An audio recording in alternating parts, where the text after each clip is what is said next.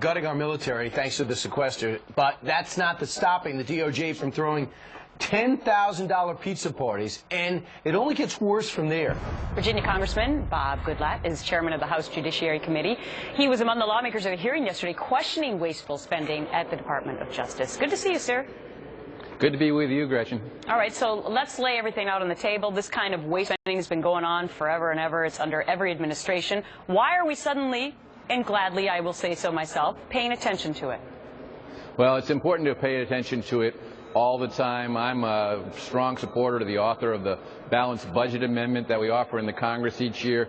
The kinds of things that put pressure on government to look at these things on a regular basis are important. The sequestration is helping to do that. People are having to make tough decisions in every branch, in every department of our government, and that's a good thing. So one of the things that's very important to do is to highlight the extreme examples of waste that are taking place, and the Justice Department is certainly not exempt from that. We know that the administration go to the president. Many have taken 5% pay cuts, like $20,000 that adds up for the president. So let's see where that money goes. How about to a pizza party?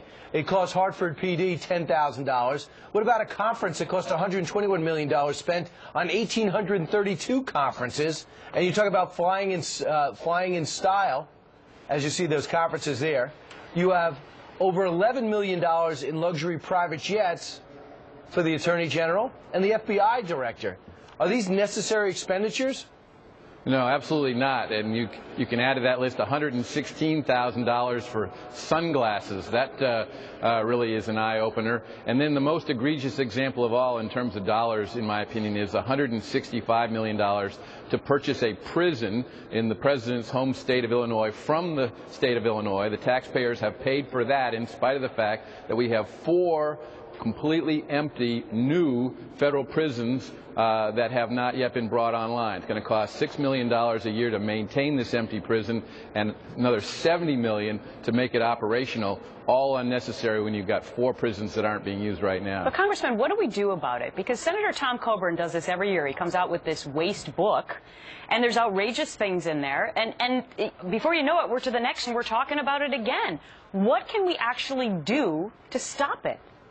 Well, first of all, the most important thing is for the Congress to exercise oversight and then to take the information, and the Appropriations Committee and the authorizing committees to go through and review the programs, deauthorize programs that aren't necessary. We have scores of programs just within the Department of Justice, each one addressing the same area, whether it's problems that communities are having with community policing, whatever. We don't need to have 10 or 20 programs that are conceived by different members of Congress. So we should be exercising our responsibility right here by using the Appropriations Committee and the authorizing committees to eliminate these programs. And this year we're going to have a complete oversight that includes reauthorization of the Department of Justice and do just that. And Congressman, when you eliminate those programs, we want you back to talk about some progress, okay? We'll be here. Okay. Thank you, Congressman. There's a ton of information